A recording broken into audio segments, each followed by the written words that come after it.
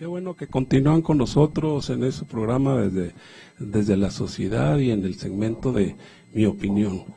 Como les mencionaba, hoy tenemos la grata visita del licenciado Jaime Armendáriz, y no es por la edad, Jaime Armendáriz, que es experto en pensiones y al cual le damos la bienvenida. Bienvenido, licenciado. Muchas gracias, don Héctor. Les agradecemos mucho, primero que nada, su invitación, el tiempo del cual nos hacen que podamos disponer, porque en realidad pues vamos a tratar un tema que es muy importante. Sí, bastante importante. Y sumamente sentido para la sociedad en general, Así no únicamente para la gente a la cual se aplica esto, ¿verdad? No, en general. También nos acompaña el ingeniero Heraclio Salaiz, que también está muy interesado en estos temas.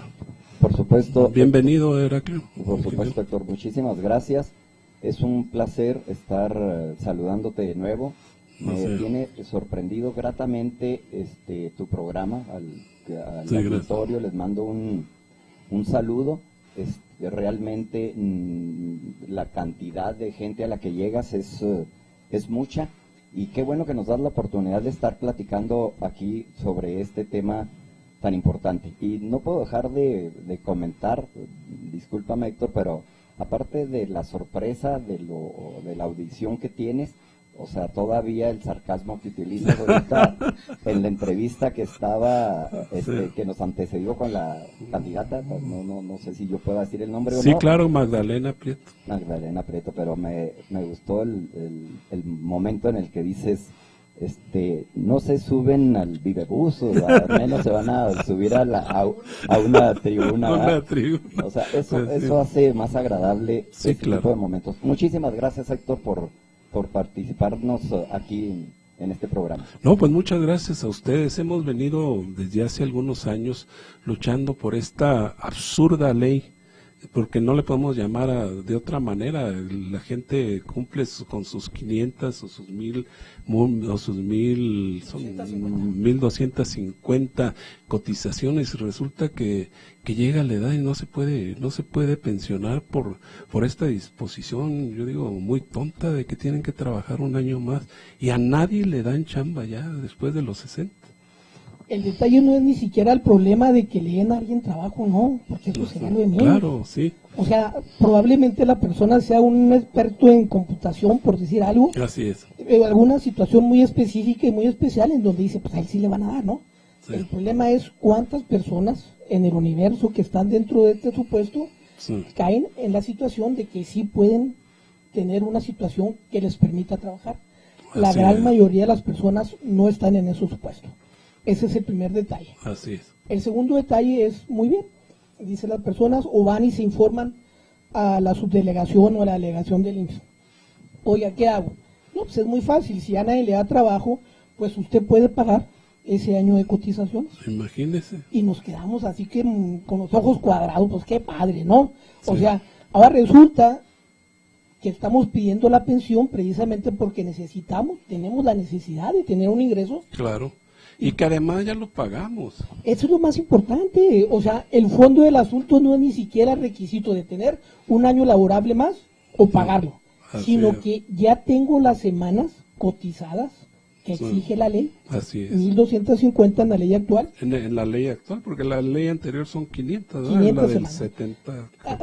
Luego entran una serie de situaciones que si probablemente tenemos tiempo las comentamos. Sí, claro. Que son muy interesantes porque son las situaciones que se dan en la práctica. Así es. Pero el tema más sentido en la sociedad ahorita con el derechohabiente del Seguro Social es ¿por qué tengo necesidad de trabajar un año más? Claro. Si ya tengo los dos requisitos indispensables, que son las 1250 semanas cotizadas. Así es. Y más de 60 años de edad. Así es. La primera pregunta es, ¿quién le va a dar trabajo al universo de personas que están en ese supuesto? ¿Quién? Así, definitivamente. ¿Y por qué se tiene que pagar? ¿Por qué se tiene que desembolsar? Por algo que ya desembolsó uno, ¿no? Esa es la otra situación importante. O sea, si yo vengo a pedir una pensión es porque no tengo una fuente de ingresos. Claro. Definitivamente. Si estoy diciendo por qué tengo que trabajar un año más es porque no estoy laborando, no tengo la fuente de ingresos.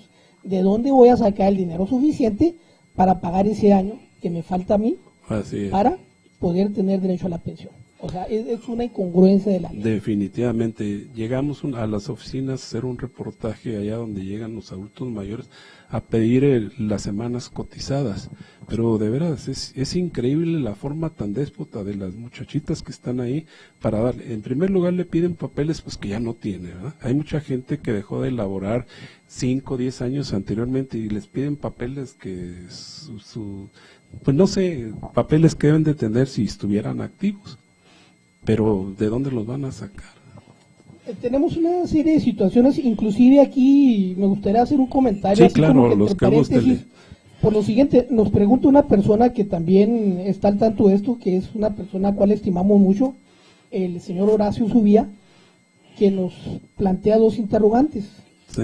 Una de ellas es la siguiente, muy relativo con el tema que está tratando. Sí, sí. Nos pregunta, vamos a la clínica, y voy a decir el nombre, no tengo ningún problema. Sí, claro, adelante. A la clínica 33. No, y hay que decirlo, ¿eh? Hay que Más, decirlo. ¿verdad? Para ser directos y claros. Sí, claro, no tenemos definitivamente. nada que esconder y las situaciones así son.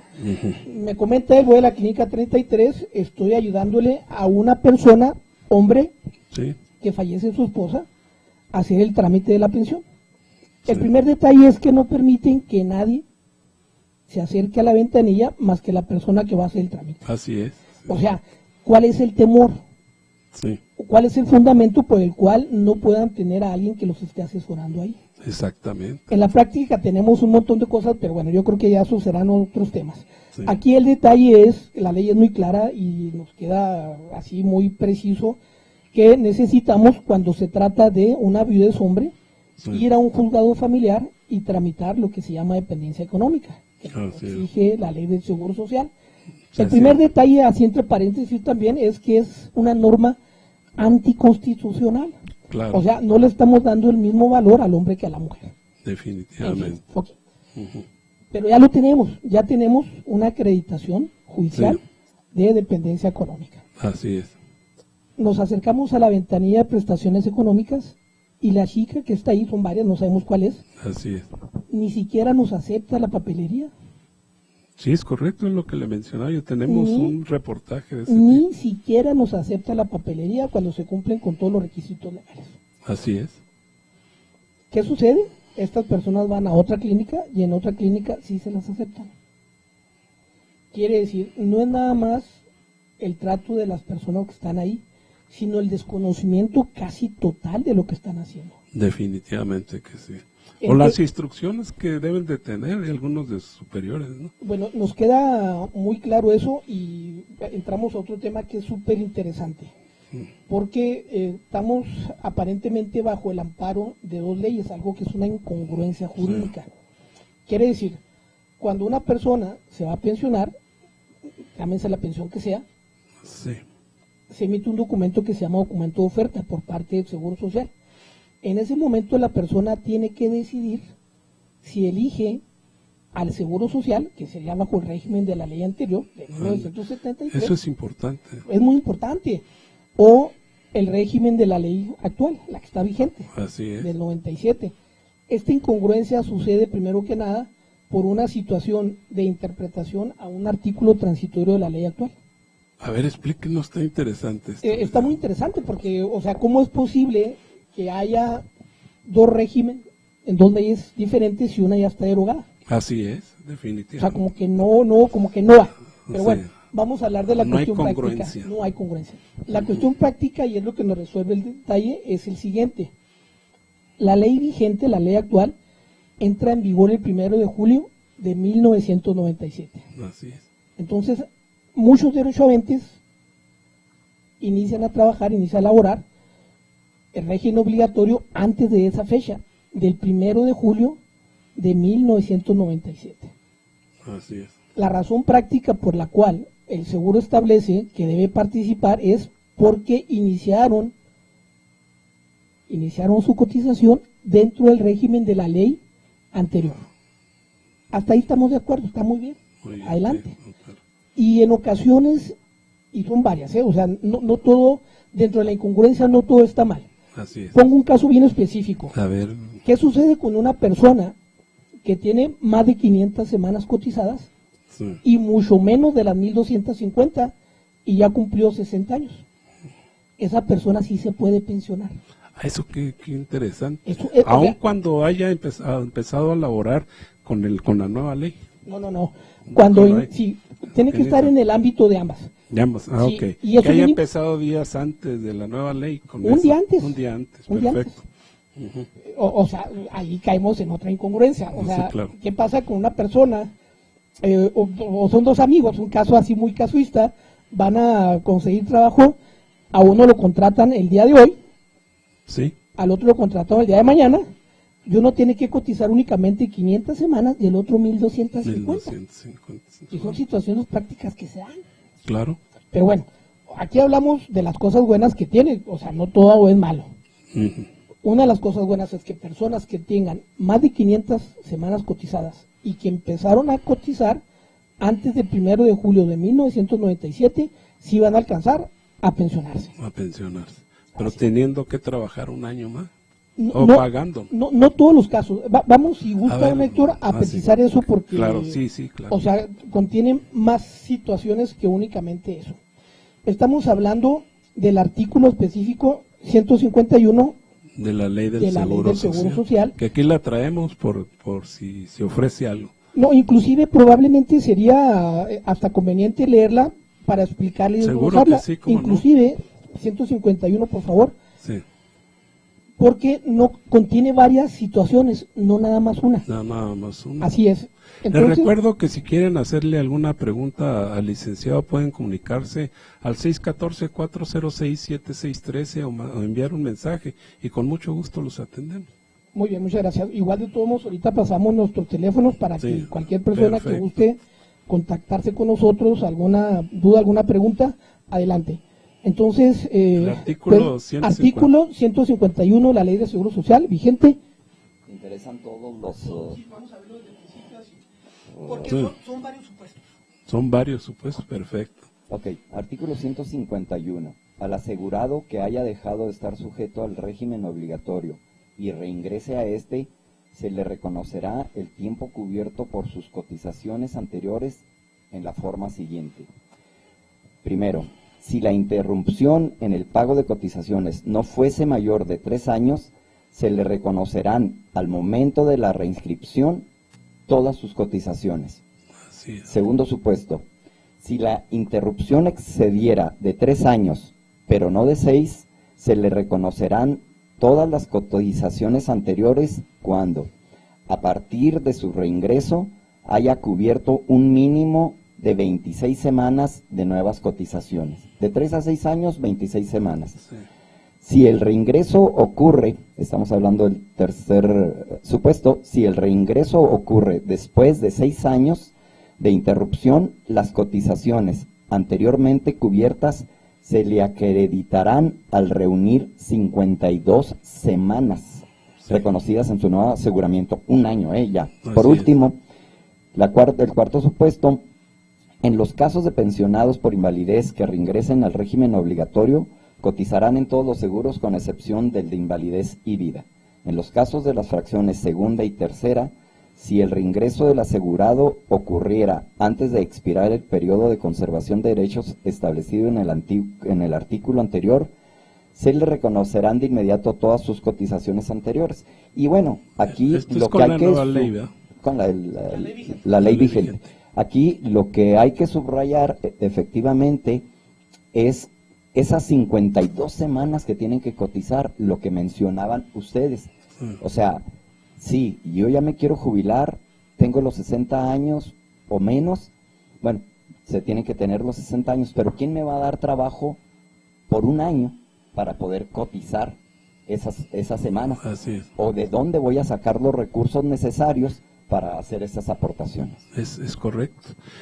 Yo quisiera, si no es mucha molestia, ingeniero, volver a leer para quienes no estuvieron muy atentos, porque es muy importante lo que se está gusta mencionando. Lo explicamos, Ándale, o sea, así muy coloquialmente, porque el detalle es el siguiente. Sí. Tenemos la idea, tanto los derechohabientes como los que se supone que sabemos un poco del tema, que la cuestión es siempre de un año.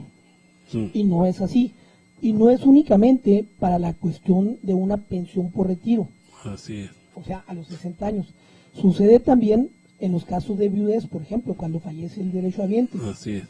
Orfandad, ascendencia, etcétera. Va de nuevo.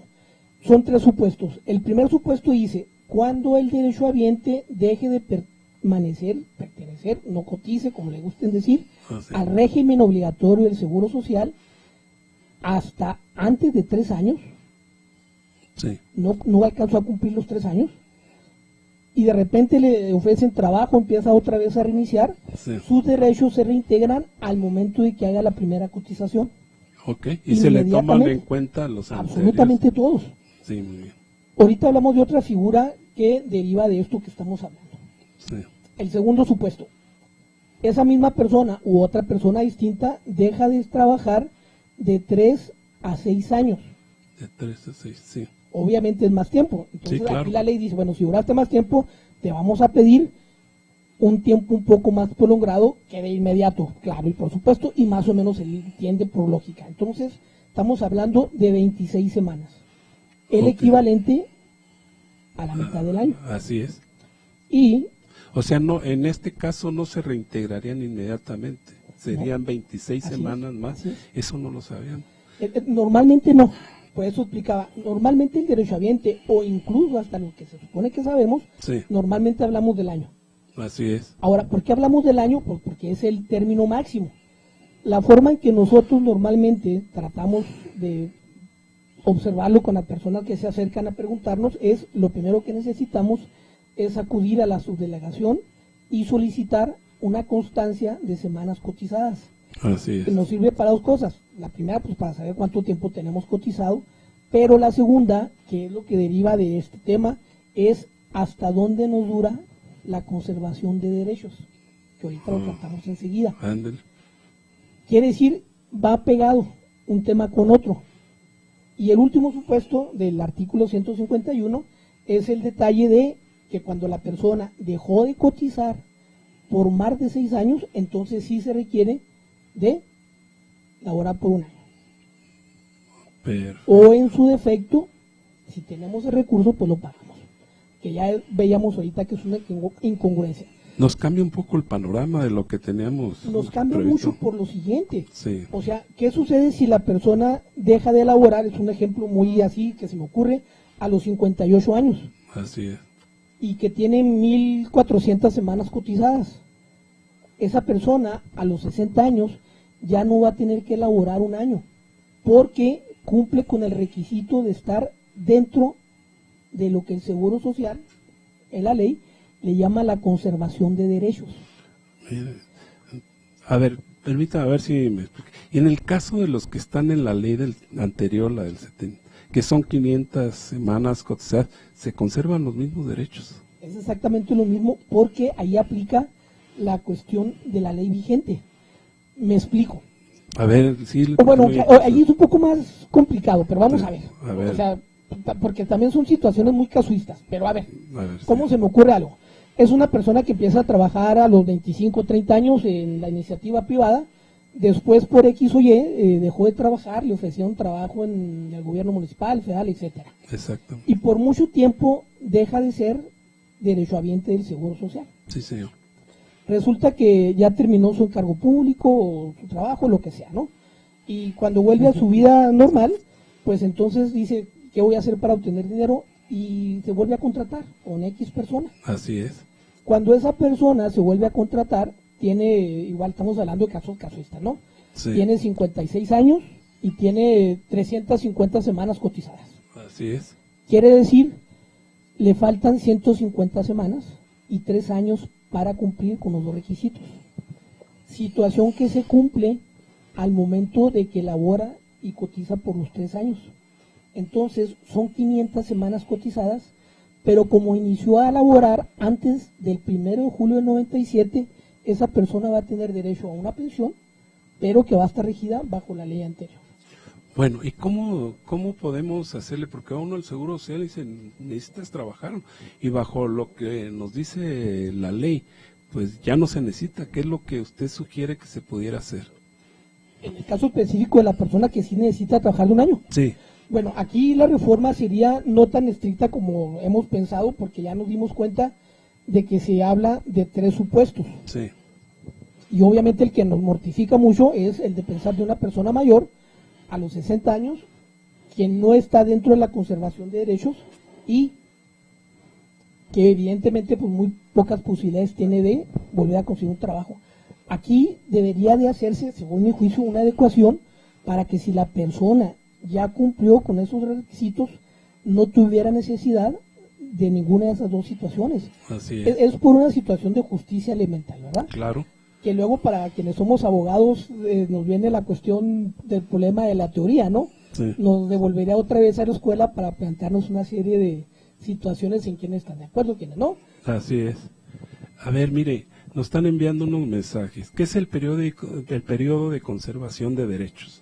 Ok, es una pregunta sumamente importante por lo siguiente, es parte de lo que le da origen al artículo 151. El artículo 150, el inmediato anterior, dice exactamente así: los asegurados que dejen de pertenecer al régimen obligatorio conservarán los derechos que tuvieran adquiridos a pensiones en el seguro de invalidez y vida por un periodo igual a la cuarta parte del tiempo cubierto por sus cotizaciones semanales contados a partir de la fecha de baja. Así es como reza el artículo. Ahora lo explico para que se entienda más, porque luego de repente a quienes lo manejamos nos puede parecer muy lógico, pero no es tanto. Pasa lo siguiente: el seguro social, de forma muy coloquial lo vamos a explicar, hace como si del lado izquierdo de la vida laboral de la persona pone cuántas semanas cotizadas ha tenido en el transcurso de todo su tiempo. Trabajó un año, dejó de trabajar 3, trabajó 6 meses, todo completito. Sí. ¿Okay? Del lado derecho deja el tiempo que tiene sin cotizar desde el último trabajo que tuvo, desde el momento de baja. Si el tiempo que tiene de baja al actual no excede de la cuarta parte, sigue conservando sus derechos para las pensiones de invalidez y de vida. Me voy a explicar con números para que sea más fácil. Ándele, por favor. Una persona tiene laborados 8 años. Sí. Perfectamente cotizados y perfectamente distinguibles. Quiere decir, para conservar sus derechos para las pensiones de invalidez de vida, puede dejar de cotizar hasta por 2 años. O sea, la cuarta parte de los 8 años que sí labora. Así es. Ahora, evidentemente, casos exactos como este no hay, ¿verdad? Sí. Pero así es. Si se tiene 1000 semanas, pues la cuarta parte, ¿no? Si se tiene 900, la cuarta parte. Quiere decir, y vuelvo a recalcarlo porque es importante, no en todos los casos de la gente que tiene 60 años o más, tienen que trabajar el año. Es única y exclusivamente cuando están fuera de la conservación de derechos. Perfecto. Ahora, o sea, eso pudiese ser si se pasan de los 2 años que usted menciona. Bueno, pero en el ejemplo de cuando tienen 8. Ahora, me explico. 1250 semanas son el equivalente a poquito más de 24 años. Así es. ¿Ok? Ahora, si son exactas, pues la persona tiene que estar cotizando al momento de cumplir los 60 años. Así es. Pero también son casos que no sean así muy exactos. Hay gente que empezó a cotizar siendo muy pequeño, aún antes de terminar una carrera, por decir algo, o a lo mejor si no la terminaron mucho antes, 15, 16, o a lo mejor a los 18 años, que se supone que es la edad legal para empezar a trabajar. Entonces, de los 18 a los 60 estamos hablando de un montón de tiempo. Sí, claro. Quiere decir, esa persona a lo mejor tiene 1500 o 1600 semanas cotizadas. Si hablamos de 1600 semanas cotizadas, al momento de cumplir 60 años, esa persona puede tener un periodo de 4, 5 o 6 años sin estar trabajando, pero aún así alcanzar el tiempo necesario para poder pensionarse por retiro, cesantía o vejez. Nos preguntan también qué es la diferencia entre la ley del 73 y la del 97. Bueno, o sea, más que diferencias, las situaciones son las siguientes, ¿no? La ley actual, pues es la del 97, la que rige, la que está en vigor, pero por la situación que comentábamos hace un momento, que la repito, hay un universo muy grande en todo el país de personas que están bajo el ámbito de ambas leyes. Así es. Entonces, al momento en que hacen su trámite de pensión, pues son varias las diferencias, ¿no? Así la es. más importante que también ya mencionamos es que la ley anterior del 73 nos pide para la pensión de vejez únicamente 500 semanas cotizadas. Así es. La ley vigente nos exige 1.250 semanas. 1.250 semanas. Esa es la primera diferencia importante. Sí. Ahora, ¿qué pasa? Cuando la persona, tratándose de la pensión que sea, me refiero a la de vejez, retiro, cesantía, sí. a la de invalidez, Pasa, no lo vi, Omar. o a la de viudez y orfandad. Sí. Sí. Una vez que el Seguro Social se da cuenta que... Sí, es para el tema, ¿eh? Gracias. Sí, gracias, sí. Sí, Llega una llamada, la tomamos. Sí, adelante, buenas tardes. Buenas tardes, ¿quién habla? De aquí del programa Órdenes, ¿cuál es su nombre? Soy Héctor Bernal, su servidor. Ah, muy bien. Mi nombre es María del Carmen. Sí.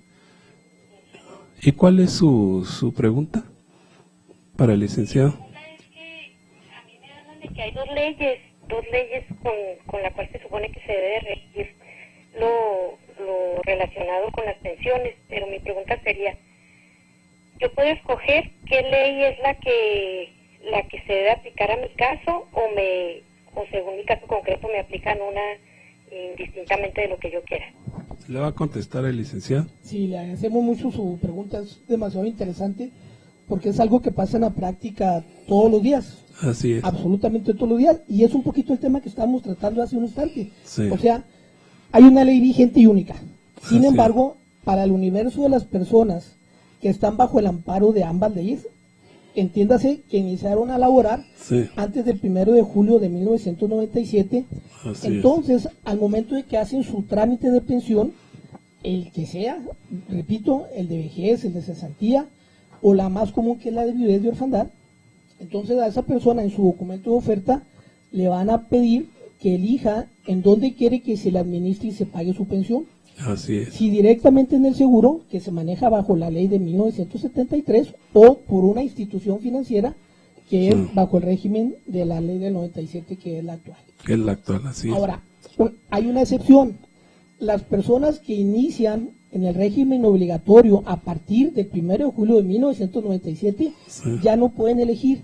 Ellos sí están directamente bajo el amparo de la ley actual. De la ley actual. Exactamente. De cualquier manera, señora, vamos a dar al final del programa el teléfono del licenciado y su domicilio para si tienen alguna duda más. Bueno, directamente con él los agarran. Muchas gracias, señor. Gracias. Bye. Bueno, de hecho es una pregunta que nos hace la señorita, a la cual le agradecemos que se comunique. Muy interesante, porque es una de las situaciones que más desconocemos y que a quienes de alguna manera formamos parte de quienes ayudamos a la gente a hacer sus trámites, sí nos causa un poquitín de escozor el detalle de que no nos permitan estar con las personas al momento de hacer su elección.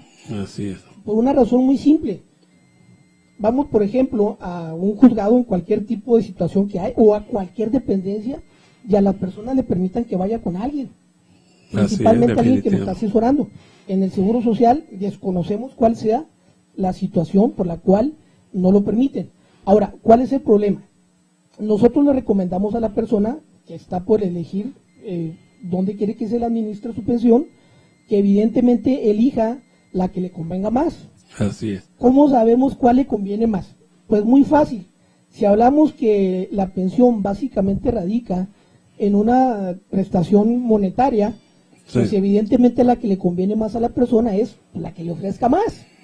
Entonces, si aparentemente es lógico esto que estamos comentando, ¿por qué nos encontramos con muchísimos casos en donde la gente elige el Seguro Social a pesar de que se le ofrece en algunas ocasiones menos cantidad? Permítame. A ver, tenemos una llamada. Tenemos, hacia adelante. Oye, para preguntar sobre los requisitos de una pensión. Adelante, ¿qué requisitos son los que ¿Qué tipo de pensión se refiere, por favor? Bueno. ¿Qué tipo de pensión se refiere, dice el licenciado? ¿De cesantía? Ok. ¿La persona qué edad tiene actualmente? Tiene 59 años. Ok, aquí lo importante... ¿Cuál es su nombre? Discúlpeme. Rocío del Carmen. Ok, Rocío, aquí lo importante es acudir a la subdelegación de su localidad y checar cuántas semanas cotizadas tiene. Si, vuelvo a insistir, la persona inició el régimen obligatorio antes del 1 de julio del 97, requiere únicamente de 500 semanas y evidentemente cumplir los 60 años. Esos son los únicos dos requisitos. Si la persona tiene más de 1.250 semanas, le van a elegir en dónde quiere que se le pague y se administre su pensión, si directamente en el seguro o en una institución financiera que son de las que participan.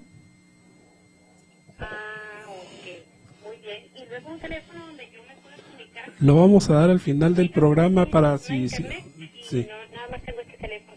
Mire, al final del programa vamos a dar el número del teléfono del licenciado y el domicilio para cualquier duda, cualquier aclaración, tenga. cualquier consulta. Le agradecemos, Rocío. Muy bien, gracias. Bye. Tenemos otros mensajes, licenciada. Dice, para obtener pensión cuando menos el 30% de sueldo, ¿cuántas semanas debo cotizar? Bueno, pues ahí sí debe ser las semanas que son, ¿no? Sí, no, en realidad, sí, bueno, pero esto es importante también porque también es común que nos pregunten eso. Oye, yo nomás quiero la mitad de mi pensión, ¿no? O sea, no se trata de eso, ¿no? Sí. O sea, la persona no elige qué porcentaje de pensión quiere, sino que ya está establecido en la ley. Sí. Y los requisitos son exactamente los mismos. 1.250 semanas en la ley actual, 500 en la ley anterior y que cumpla 60 años. Dice, bueno, ¿hasta qué edad se puede uno pensionar? Bueno, la edad mínima para pensionarse es de 60 años y cumplir con las semanas cotizadas que ya hemos comentado. Así es. Tengo cotizando en el IMSS desde 1987. ¿A qué edad me puedo pensionar? Ojo también con esto que es bien importante, ¿eh? O sea, la situación es que los dos requisitos son al mismo tiempo. O sea, quiere decir, ya cumplí 60 años, ya me puedo pensionar, ¿no? Sí, pero necesitamos también cumplir con el otro requisito de las semanas cotizadas. Así o sea, es. Son necesariamente los dos. Los dos. No puede dejarse uno u otro porque entonces no funciona así. Sin embargo, una acotación a este asunto, ahí estamos hablando de que si tiene los 60 años y empezó en el 87, pues ya seguramente tiene las semanas cotizadas, ¿verdad? Así una es. Simple operación aritmética. Es correcto. En este caso a esta persona le recomendaríamos que asiste a la subdelegación más cercana a su localidad, pregunte o pida más bien una certificación de semanas cotizadas y si tiene más de 500 a los 60 años ya puede pedir su pensión. Mire, otra persona nos llama, por un accidente quedé inválido y tenía 10 años trabajando y no me han resuelto nada sobre mi pensión. ¿Qué puedo hacer? A ver, me distraje un poquito, ¿me repite Sí, la pregunta? por un accidente quedé inválido y tenía 10 años trabajando y no me han resuelto nada sobre mi pensión. ¿Qué puedo hacer? Mire, es una pregunta exageradamente interesante porque es muy común. Sí. Lo primero que tenemos que checar es lo siguiente. Si es un accidente de trabajo, vamos a suponer que sí lo fuera. Y hago un poco de paréntesis para explicar lo siguiente. Por accidente de trabajo también se toma el trayecto del hogar al trabajo y viceversa. También en el trayecto se toma sí, como accidente de trabajo. Sí. E incluso, o sea, cosas que desconocemos. Incluso desde el día en que inicio a laborar. O sea, la teoría es muy fácil, ¿verdad? Se supone que al momento en que yo voy a iniciar mi primer día laborable, ya estoy dado de alta en el seguro, porque el patrón, claro, se supone que debe ser, hizo todos los trámites necesarios y yo ya estoy dado de alta en el seguro. Entonces resulta que inicio el día primero, que es lunes, a trabajar, y en el trayecto de mi casa al trabajo sufro un accidente. Así es. Esa persona, por supuesto que tiene derecho a la pensión por un riesgo de trabajo. Exactamente. Precisamente debemos entender algo que normalmente no se maneja. El IMSS, para hablar de sus siglas completos, es exactamente a cualquier otra aseguradora. La única diferencia es que es propiedad del gobierno federal y en teoría es por una cuestión social más que cualquier otra situación. Más que cualquier otra situación. Entonces, ¿qué pasa? Si usted se accidentó y es en realidad un riesgo de trabajo, una vez que se acredita y si no le quiere otorgar la pensión, pues tristemente lo último, y que es lo que mucha gente tiene necesidad de hacer, pues es demandar al Seguro Social, ¿verdad? Definitivamente. Cuando nosotros entendemos que efectivamente es un riesgo de trabajo y el seguro no lo reconoce como tal, en la mayoría de las veces el Seguro Social pierde la demanda. Así es. Sí, o sea, tenemos que decirlo también claramente, ¿verdad? Y entendemos un poquitín, o un mucho, depende, de que esto es por el abrumador o la abrumadora carga de trabajo que tiene en el Seguro Social, nos queda claro. Sí. A nosotros, como personas externas, como personas sanas actualmente, pero a una persona que sufre el accidente, oiga, lo que deberían de hacer es tener un régimen un tanto especial, otorgarle una especie de prepensión, algo, yo no sé cómo sería, en tanto se resuelve su situación. Así es. Porque evidentemente esa persona no puede trabajar, por eso es que está solicitando la pensión. Definitivamente. Lógicamente, ¿verdad? Sí. O sea, ya en la práctica nos topamos, Héctor, con una serie de situaciones que hay ocasiones es tan lógico, pero no se hace.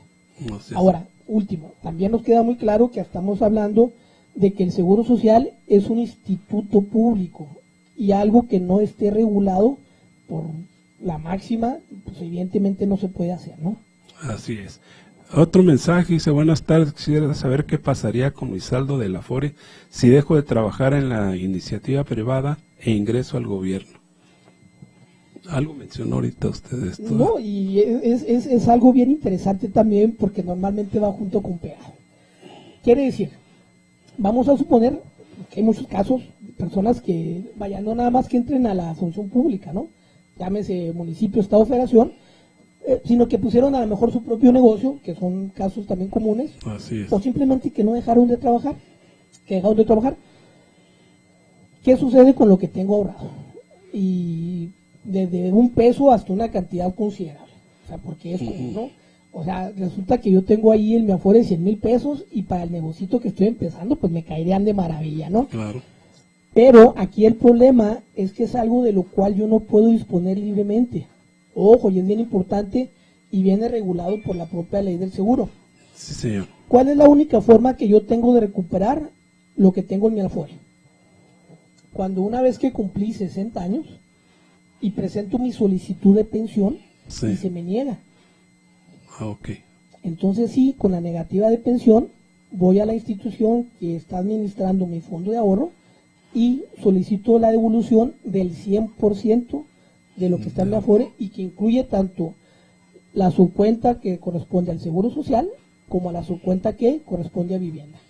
Qué interesante. ¿Querías mencionar algo, ingeniero? No sé, te están llegando mensajes. Lo que pasa Así es que tengo yo también tres mensajes que se me hacen bien interesantes. A ver. ¿Las enuncio de uno por uno? ¿O Sí. Sí. Ok. La primera es uno que se me hace bastante interesante. Me tienen registrado con el salario mínimo y gano mucho más. ¿A dónde Sucede acudo? con frecuencia. ¿A dónde acudo y cuánto puedo recuperar? Sería la primera. A ver, si quieren, sí, vamos uno por uno. Esta pregunta es sumamente importante porque tristemente es algo que pasa recurrentemente en todo el país. Así es. Y también tristemente muchas veces la conclusión es completamente práctica, ¿no? Pero bueno, vamos a lo siguiente. Y curiosamente aquí tenemos algo preparado en el reglamento para el pago de las cuentas del Seguro cortar y Social. regreso. Sí, adelante, perdón. En el artículo 10 del reglamento menciona: el salario base de cotización se integra por los pagos hechos en efectivos por cuotas diarias y las gratificaciones, percepciones, alimentos, habitación, primas, comisiones, prestaciones en especie y cualquier otra cantidad o prestación que se entregue al trabajador por sus servicios en los términos y con las condiciones establecidas en la ley. Muy Continúa, dice: la base de cotización mensual se calcula multiplicando el salario base de cotización por el número de días del mes de que se trate. Quiere decir, la ley es muy clara en el sentido de que al trabajador se le tiene que inscribir en el Seguro Social con el salario que está percibiendo. No más, Nada más. no menos. No menos, ¿no? Pues debe ser. De otra manera, pues ya se está cometiendo un delito. Bueno, para empezar, una falta administrativa Una falta a la ley del administrativa, Seguro así Social, es. pero también se puede tipificar como delito. Sí. Ahora, ¿qué pasa? Nos damos cuenta, estemos tramitando algo ante el seguro o no, un montón de compañías, de empresas, que independientemente de lo que gane el derechohabiente, lo tienen cotizando con el salario mínimo. Con el salario mínimo. ¿En qué le afecta al trabajador? Pues muy fácil. Imagínese que una persona que gane 500 pesos diarios, por decir algo, y que lo Sí. tenga registrado con los 68 pesotes del salario mínimo al momento que va a hacer su pensión de retiro, es el promedio, ¿eh? De estar esperando una pensión de 8 o 10 mil pesos, va a recibir 2,700. Sí, claro, es el Imagínense promedio. la incongruencia que es. Así es. Pero, sin embargo, me permito seguir con lo relativo a lo que nos establece los reglamentos. Vamos a cortar.